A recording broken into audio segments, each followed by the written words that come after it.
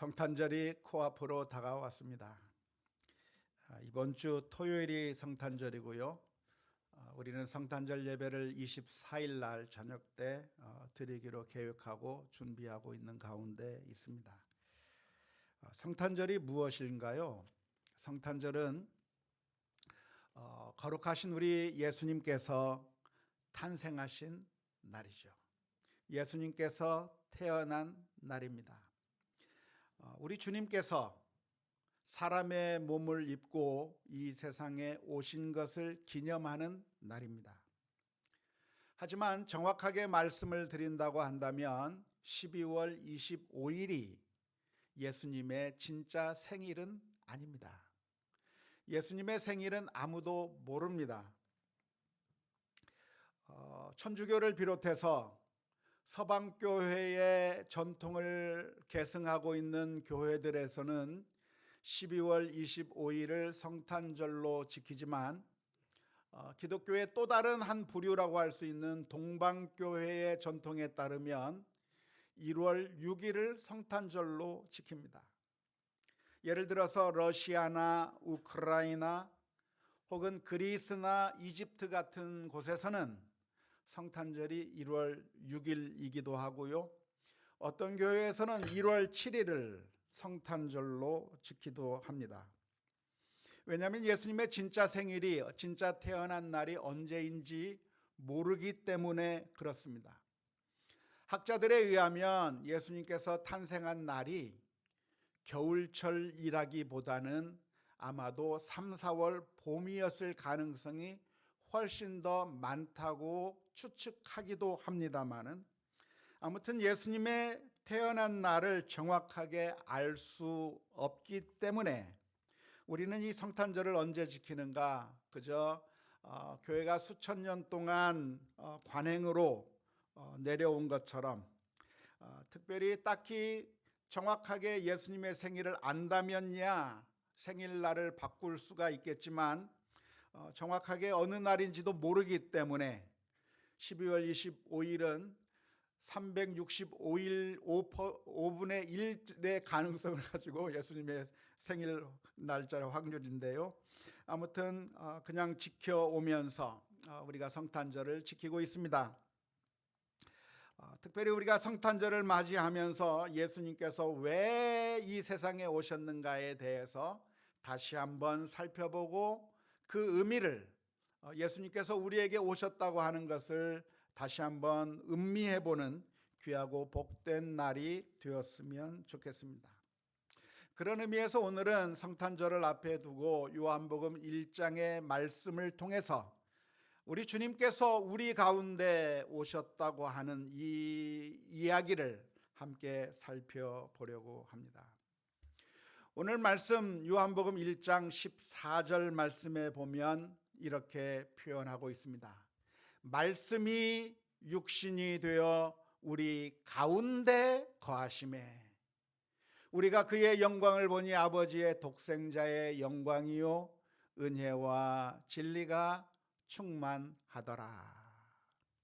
말씀, 다시 말하자면 로고스가, 하나님이신 그 로고스가, 말씀이 육신을 가지고 우리 가운데 거하셨다라고 표현하고 있습니다. 여기서 우리 가운데 거하셨다라고 하는 말은 헬라어로 보면 어떤 의미가 담긴 단어를 사용하고 있냐면 텐트를 쳤다고 하는 말의 그런 뉘앙스를 담고 있습니다. 우리 주님께서, 우리 하나님께서, 우리 예수님께서 이 세상에 오셔서 우리들과 함께 장막을 쳤다, 텐트를 쳤다, 우리와 함께 그렇게 머무시고 계신다고 하는 그런 의미입니다. 이렇게 예수님께서 우리 가운데 장막을 쳤다라고 표현하는 것은 그 옛날 이스라엘 민족이 광야 생활할 때를 상기시키는 표현입니다. 이스라엘 민족은 애굽 땅에서 종살이 하다가 해방이 되어서 그래서 적과 꿀이 흐른다고 하는 그 가나안 땅을 향해서 가는 그 과정 가운데 40년 동안 광야에서 생활을 한 적이 있습니다. 그 황량한 땅 광야에서 살아가는 가운데 하나님께서는 이스라엘 민족을 그냥 내팽개쳐 둔 것이 아니라 그냥 방치해 두고 난 너 모른다고 하고 외면해 버리신 것이 아니라 하나님께서는 이스라엘 민족과 함께 하신다고 하는 사실을 보여주셨는데요. 하나님께서 이스라엘 민족과 함께 하신다고 하는 사실을 생생하게 보여준 것이 두 가지가 있습니다. 첫 번째는 무엇이냐면 불기둥과 구름기둥입니다.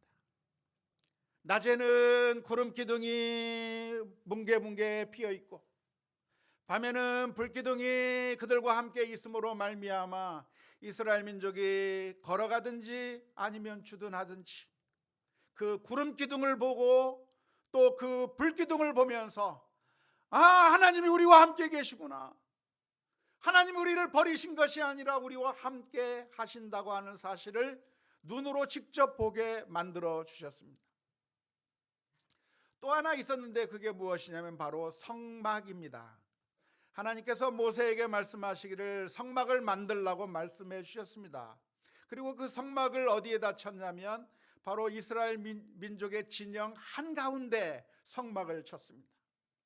동서남북으로 세 지파씩 나누어서 수경을 하게 된다고 한다면 그 한가운데 이스라엘 민족의 하나님, 그 하나님의 성막이 거기 있어서 하나님께서는 이스라엘을 떠나신 것이 아니라 우리들과 함께 계신다고 하는 사실을 생생하게 보여준 적이 있었는데요.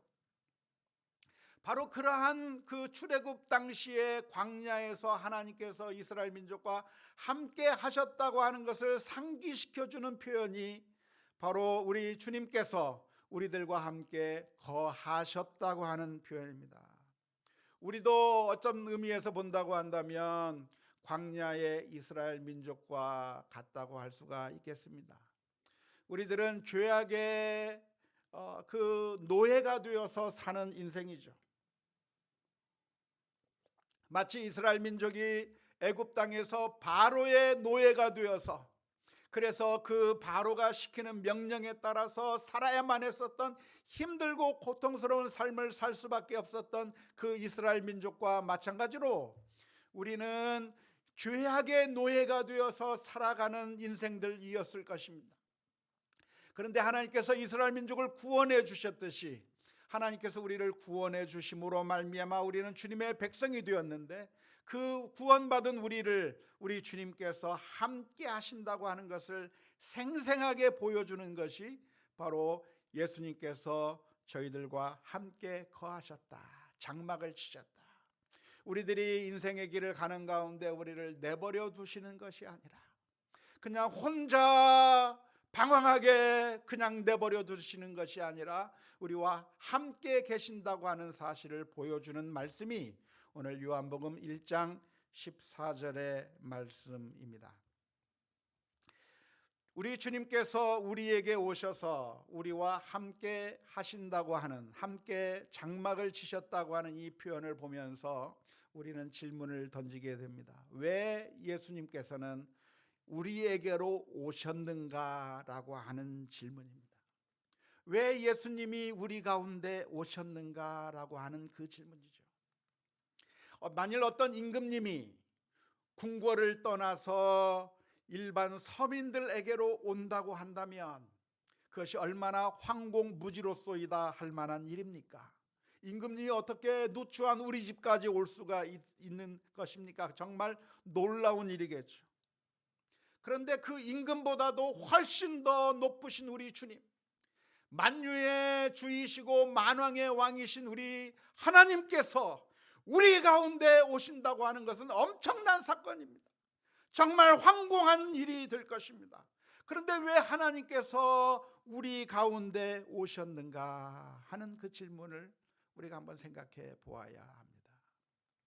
예수님께서 우리에게로 오셔야만 했던 이유가 있다고 한다면 그것은 우리가 하나님께로 갈 수 없기 때문에 그렇습니다. 만일 우리가 하나님께로 갈 수 있다고 한다면 우리 주님께서 우리에게로 오실 필요가 없는 겁니다. 그런데 우리 가운데 그 누구도 주님 앞에 갈 만한 사람이 아무도 없어요. 선을 행해서 갈 수도 없고 노력을 해서 갈 수도 없고 모든 인생들이 다 넘어져 쓰러질 수밖에 없기 때문에 그래서 주님께서 우리에게로 내려오신 것이죠. 우리는 하나님 앞에 가려고 많은 애를 씁니다. 그렇지만 그 성공하느냐면 못해요. 마치 오징어 게임에 보면 456억이라고 하는 그 어마어마한 돈을 얻기 위해서 거기 참가자들이 열심히 게임을 합니다. 그래서 저 상금을 내가 받겠다고 하는 그런 마음으로 가는데, 그런데 그들이 그 과정 가운데서 듣게 되는 이야기가 무엇인가요? 그것은 237번 탈락입니다. 167번 탈락입니다. 13번 탈락입니다. 우리는 저 목적을 향해서 가려고 정말 무단히 애를 쓰고 있는데 탈락할 수밖에 없는 것이 우리들의 인생이에요. 내 마음은 잘 뽑아보고 싶은데 깨져버리는 걸 어떻게 해요?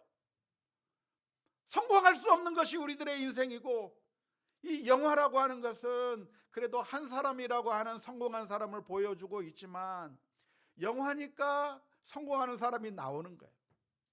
실제 우리들의 삶 가운데서는 그 누구도 목표에 다다를 수 없고 그런 이 세상의 목표도 다다르지 못할 뿐만 아니라 정말 거룩하시고 참되신 하나님 앞에 우리가 나아갈 수가 없다고 하는 것이 우리들의 문제입니다. 그런데 우리 주님께서는 우리가 하나님 앞에 나아갈 수 없기 때문에 하나님께서 친히 우리 가운데 오신 것입니다. 이 세상의 다른 종교에서는, 이 세상의 모든 다른 종교에서의 신은 차가운 신입니다. 마치 염라대왕과 같고, 그래서 아무런 감정도 없이 재판장과 같은 신들이 이 세상 종교에서 말하는 신입니다. 그래서 이 세상 종교에서 말하는 신은 인간에게로 오는 신이냐면 오지 않습니다. 이 세상 종교에서 말하는 신은 그냥 저 하늘 위에 자리를 그냥 지키고 있는 거죠. 이슬람교의 신이든지 그 힌두교의 신이든지 무속 종교의 신이든지 그 어떤 종교의 신들은 다 어떻게 있냐면 하늘에 가만히 있고 내려오지 않는 신입니다. 그냥 그 자리에 있으면서 우리를 향해서 너희가 열심히 살아봐라, 그래서 올라오라고 요구하고 있는 것인데, 우리가 열심히 올라가는 과정 가운데 실수하면 넌 탈락이야, 차갑게 탈락을 외쳐버리고 마는 것이 이 세상 거짓 종교의 신이라고 할 수가 있겠습니다. 이 세상 거짓 종교의, 이 세상 다른 모든 종교의 신들은 왜 인간들에게로 오지 않습니까? 첫 번째는 그들은 존재하지 않는 신이기 때문에 그렇습니다. 없습니다. 다른 종교에서 신을 이야기하고 있지만 그 신은 전부 가짜 신이고 존재하지 않는 신이기 때문에 우리에게 오고 싶어도 올 수 없는 겁니다. 가짜 신이기 때문에 올 수가 없는 신들입니다. 더 나아가서 그들의 논리에 따르자고 한다면 그 다른 종교의 신들은 우리에게로 오는 것이 아니라 우리가 찾아가기를 원하는 거죠. 그래서 우리가 출가를 하기도 하고 우리가 도를 닦기도 하고 온갖 고행을 하면서 정말 힘들고 어려운 길을 가면서, 그래서 우리가 최고의 경지까지 올라가야 그때서야 겨우 만날 수 있다고 하는 것이 이 세상 모든 다른 종교의 신이라고 할 수가 있겠습니다. 하지만 성경에서 가르쳐주고 있는 우리 하나님은 어떤 하나님이냐면 사랑이 많으신 부모님과 같은 하나님이에요. 우리 주님께서 말씀하시기를 너희 하나님은 사랑이 많으신 아버지와 같다고 말씀하실 정도로 하나님은 사랑이 많으신 하나님이십니다. 그래서 그 하나님은 우리가 멸망의 길 가운데 가고 있을 때, 우리가 망할 수밖에 없는 상황 가운데 있을 때 그냥 외면해 버리시는 하나님이 아니라 그 주님께서 우리에게로 오시는 것이죠. 주님께서 어떻게 우리에게 오셨습니까? 왜 오셨습니까? 첫 번째는 우리 주님은 살아계신 하나님이시기 때문에 오는 거예요. 존재하지 않고 없는 하나님이라고 한다면 올 수 없지만 우리 주님은 살아계시고 존재하시는 하나님이기 때문에 우리들에게 오실 수 있는 것이죠. 더 나아가서 우리 주님은 어떤 주님이십니까?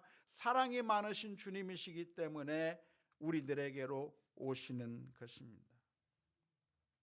만일 우리들의 자녀가 무엇인가 잘못되어 넘어진다고 한다면 그것을 옆에서 지켜보고 있으면서 아무런 조치도 취하지 않을 부모는 이 세상에 아무도 없을 겁니다.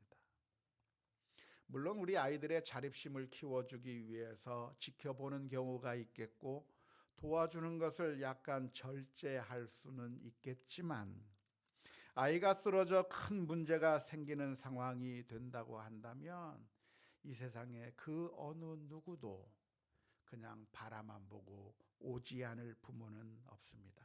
왜냐하면 그 부모는 사랑이 많은 부모이기 때문에 그렇습니다. 이와 마찬가지로 우리 하나님은 어떤 하나님이십니까?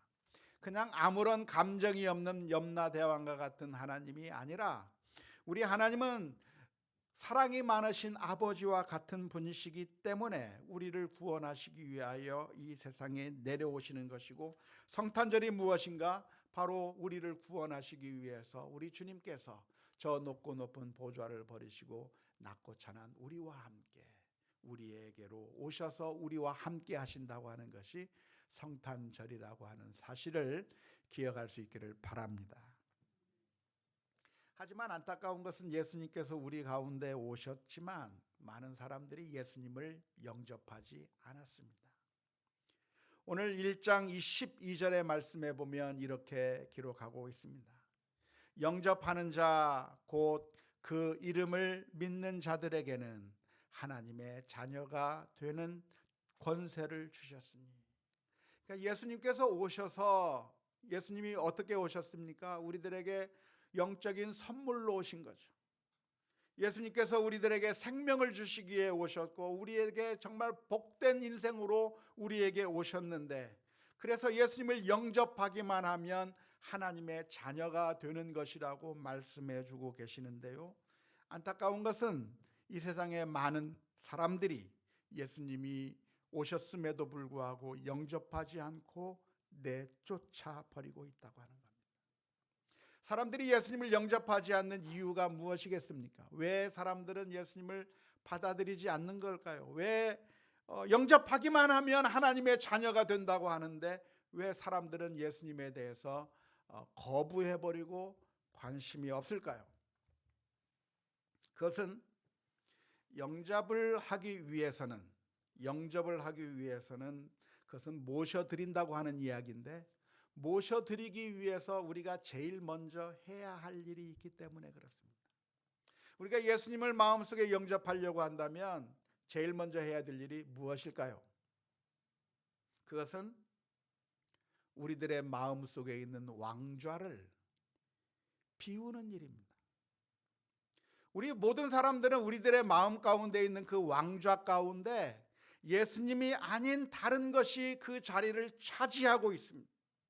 그래서 그 자리를 차지하고 있고, 우리는 그 가짜 왕, 우리를 행복하게 해주지 못할 잘못된 왕이 우리들의 마음 가운데 있는데 그 왕을 섬기고 있는 중에 있습니다. 그렇기 때문에 그 왕을 섬기고 있다가도 예수님이 오신다고 한다면 그 왕을 쫓아내버리고 예수님이 우리의 왕이 되어 주십시오 하고 예수님을 영접해야 영접이 되는 겁니다. 그런데 우리가 예수님을 영접하려고 했더니 우리들의 마음에 무엇이 있습니까? 다른 왕이 앉아 있는 거예요.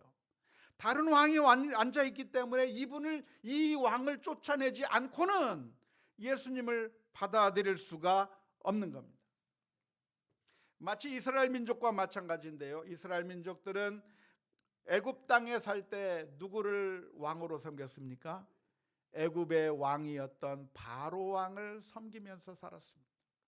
그 왕은 어떤 왕이었냐면 이스라엘 민족을 착취하는 왕이었습니다. 착취하는 왕이었고 그들에게 고통을 주는 왕이었고, 하지만 이스라엘 민족은 살기 위해서 그 왕을 추종해야만 했습니다. 만일 왕의 법을 따르지 않으면 망하는 겁니다. 왕의 법을 따르지 않으면 죽게 되는 그런 위협이 있기 때문에 할 수 없이 애굽 왕을 따르면서 살아야만 했던 겁니다. 그런데 하나님께서 이스라엘 민족을 구원해 주시게 되었을 때 그리고 하나님이 우리의 하나님이라고 하는 사실을 인정해야 하는 그 순간에는 그 애굽 왕을 버리고 하나님이 우리의 왕이라고 하는 그 사실을 인정하게 되는 것이죠. 이와 비슷하게 우리들의 마음도 역시 마찬가지인데요. 예수님께서 우리 가운데 오셔서 우리에게 생명을 주시는 새로운 왕으로서 우리에게 오실 때 우리가 어떻게 예수님을 영접할 수 있겠는가? 제일 먼저 해야 될 일은 우리들의 마음속에 있는 그 왕좌에서 예수님이 아닌 다른 것이 우리들의 마음을 장악하고 있는 그 잘못된 왕을 우리들의 마음 가운데서 쫓아내버려야 되는 겁니다. 우리들의 마음이라고 하는 것은 비어있는 적이 없습니다. 여기 컵이 하나 있는데요. 이 컵에 지금 무엇이 들어있습니까? 안 보이시니까 모르시죠? 비어 있습니까? 무엇인가 들어 있습니까? 들어 있어요. 뭐가 들어 있죠? 공기가 들어 있어요. 비어 있는 것 같은데 이 컵 안에 공기가 들어가 있는 겁니다. 그런데 이 컵에 무엇인가 이 컵의 자리를 차지하기 위해서는 그 공기는 어떻게 해야 됩니까? 나가야만 합니다. 많은 사람들이 나는 중립적이고 나는 무신론자고 나는 기독교도 아니고 그 어떤 것도 아니고 나는 중립이라고 말하는 사람들이 있지만 사실은 우리들의 마음은 중립인 적이 단 한 번도 없습니다. 우리는 누군가를 섬겨야만 하는 그런 존재입니다. 그래서 우리는 그 마음 가운데, 마음의 보좌 가운데, 왕좌 가운데 예수님을 모시든지 예수님이 아닌 다른 것을 모시고 살아야만 하는 것이 우리들의 모습입니다. 그래서 언젠가 예수님께서는 이런 비유의 말씀을 해 주셨습니다. 마태복음 12장 43절에서부터 45절까지의 말씀입니다. 더러운 귀신이 사람에게서 나갔을 때에 물 없는 곳으로 다니며 쉬기를 구하되 쉴 곳을 얻지 못하고 이에 이르되 내가 나온 내 집으로 돌아가리라 하고 와보니 그 집이 비고 청소되고 수리되었거늘 이에 가서 저보다 더 악한 귀신 7을 데리고 들어가서 거하니 그 사람의 나중 형편이 전보다 더욱 심하게 되느니라. 이 악한 세대가 또한 이렇게 되리라 라고 말씀해 주셨습니다. 물론 이것은 비유이기 때문에 우리들의 영적인 상태를 그대로 다 드러내는 것은 아닙니다. 예수님의 비유에서는 우리들의 마음의 방에 귀신이 들어왔다가 나가면 아무것도 없는 빈 상태가 잠깐이라도 있을 것처럼 예수님께서 말씀해 주시고는 있지만 사실은 이렇게 이 비유를 말씀해 주시는 이유가 무엇이냐면 비어 있을 때가 없다고 하는 것을 말씀하시기 위해서 이 말씀을 하시는 겁니다. 내 마음 가운데서 무엇인가가 나가면 비어 있는 것이 아니라 7 귀신이 다시 들어오는 것처럼 더 심한 것이 우리들 마음 가운데 들어오는 것처럼 우리들의 마음은 빌래야 빌 수가 없다는 거예요. 항상 무엇인가 들어와 있다는 거예요. 마치 이 컵과 같아서 이 컵이 비어 있는 것이 아니라 여기에 빈 것 같으면 공기가 들어와 차지하고 있는 것처럼 우리들의 마음이라고 하는 것은 무엇인가? 항상 무엇인가 우리들의 마음을 장악하는 왕이 있어야만 된다는 거죠. 항상 있다는 거예요. 그런데 사람들이 예수님을 영접하지 않는 이유는 무엇입니까?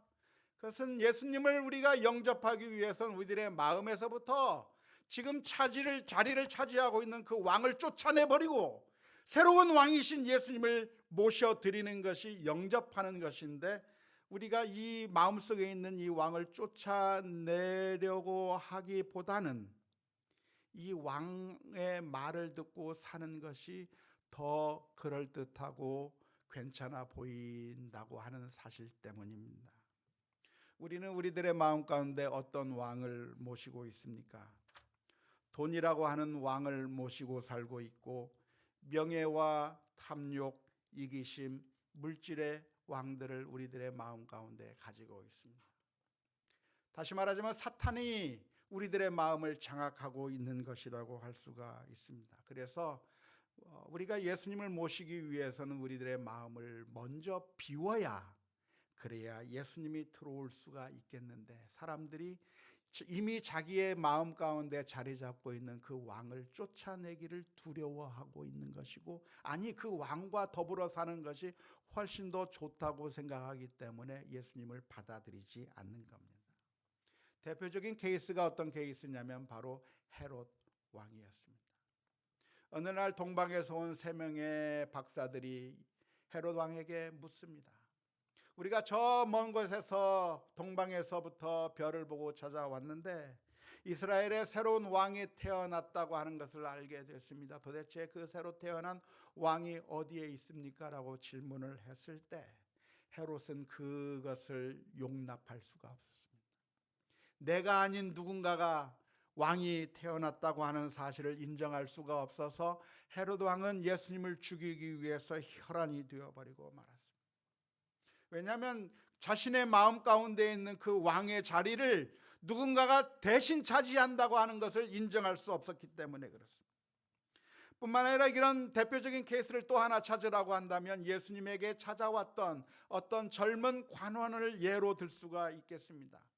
어느 날 한 청년이 예수님에게 찾아왔습니다. 예수님, 내가 어떻게 하여야 영생을 얻을 수 있습니까? 라고 물었습니다. 그러자 예수님께서는 그 청년과 이야기를 하시는 가운데 그 청년의 진짜 문제를 드러내 보여주었습니다. 너에게 한 가지 부족한 것이 있는데 가지고 있는 것을 다 팔아 가난한 자들에게 줘버리고 너는 나를 따르라. 네가 지금 따르고 있는 것을 버리고 나를 따르라 라고 말씀하시는 거예요. 주님과 물질을 겸하여 섬길 수 없으니 둘 중에 하나는 버리고 누가 나의 하나님인지를 인정하라, 결정하라는 이야기입니다. 이 사람은 자기가 하나님만 섬기는 줄 알았어요. 십계명에 말하기를 너는 나 외에는 다른 신을 내게 두지 말라고 말씀했는데, 그래서 이 청년은 나는 하나님을만을 섬긴다고 생각했지만 어느 날 주님께서 그 청년의 진짜 마음 속에 들어있는 신이 무엇인가를 보여준 것이죠. 네가 혹시 돈을 하나님으로 섬기고 있는 것은 아닌가? 돈이 아닌 하나님을 섬겨야 되는 것이고, 하나님을 섬기기 위해서는 내가 가지고 있는 것을 버리라고 요구했는데, 그 상황 가운데서 이 사람이 머뭇머뭇거리다가 고민하다가 돌아가 버린 것이죠. 예수님을 영접한다고 하는 것은 주님의 청혼을 받아들이는 것과 마찬가지입니다. 결혼을 할 때 우리는 어떻게 결혼을 했습니까? 아직 안 하신 분이 있다고 한다면 앞으로 어떻게 할 것인가요? 간단합니다. 여성이라고 한다면 이 세상의 모든 남자들을 다 버리고 한 남자만 선택해야 돼요. 남성이라고 한다면 이 세상의 모든 여자를 다 버리고 한 여자만 선택해야 돼요. 그런데 내 마음 가운데 이 남자도 좋고 저 남자도 좋고 이 여자도 좋고 저 여자도 좋으면 결혼할 수 없는 거예요. 결혼이란 무엇인가? 이 세상의 다른 모든 사람들을 다 버리고 한 사람만 선택하는 것이죠. 예수님을 왕으로 모시는 것은 손해가 아닙니다. 우리는 우리들의 마음 가운데 있는 그 욕심 때문에 그래서 물질을 섬기려고 하고 우리들이 지금까지 섬겨오는 것에 너무나도 익숙해져서 그것을 따르려고 하지만 우리 주님께서는 우리들에게 강력하게 요구하고 계시는 것이죠. 마태복음 6장 24절의 말씀에 한 사람이 두 주인을 섬기지 못할 것이니 혹 이를 미워하고 저를 사랑하거나 혹 이를 중히 여기고 저를 경히 여김이라. 너희가 하나님과 재물을 겸하여 섬기지 못하느니라. 우리가 예수님을 왕으로 모신다고 하는 것은, 예수님을 영접한다고 하는 것은 나 예수님 믿어 라고 말하는 게 아니에요. 예수님을 영접한다고 하는 것은 나 교회 다녀 라고 말하는 것이 아니에요.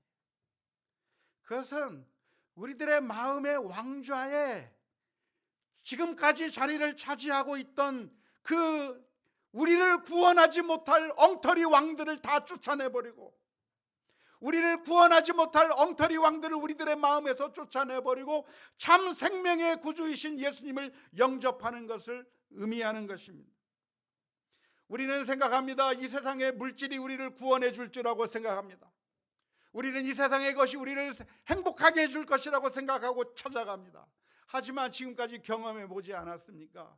이 세상의 정치인이 우리를 행복하게 해줄 수 없고, 이 세상의 물질이 우리를 행복하게 해줄 수 없고, 이 세상의 그 어느 것도 우리를 행복하게 해줄 수 없는데 오직 예수님만이 우리의 참된 구주가 되신다고 하는 사실을 기억하면서 예수 그리스도를 마음속에 영접해야 될 줄로 믿습니다. 예수님께서 이 세상에 오셨다고 하는 것은 바로 우리들에게 선택을 요구하시는 겁니다. 너희들의 마음의 왕좌 가운데 나를 받아들여라. 내가 너희들과 함께 있겠다고 말씀하시는 것이고, 그러한 요구에 저와 여러분들이 주님만이 나의 왕이십니다, 믿음으로 고백하며 살아가는 것이, 그것이 주님을 영접하는 것이라고 하는 것을 기억해야 할 것입니다. 우리는 두려움 가운데 있습니다. 이러다가 죽을 건 아닌가? 예수님을 따라다니면 그러면 쫄딱 망하는 것이 아닐까 해서 예수님을 영접하지 못하는 것이고요. 우리가 다른 것들을 포기하지 못하는 이유는 이것이 우리를 살리는 것이라고 착각하고 있기 때문에. 그런데 성경의 약속은 무엇입니까? 우리가 예수 그리스도를 영접하게 되면 하나님의 자녀가 되는 권세를 주셨다는 거예요.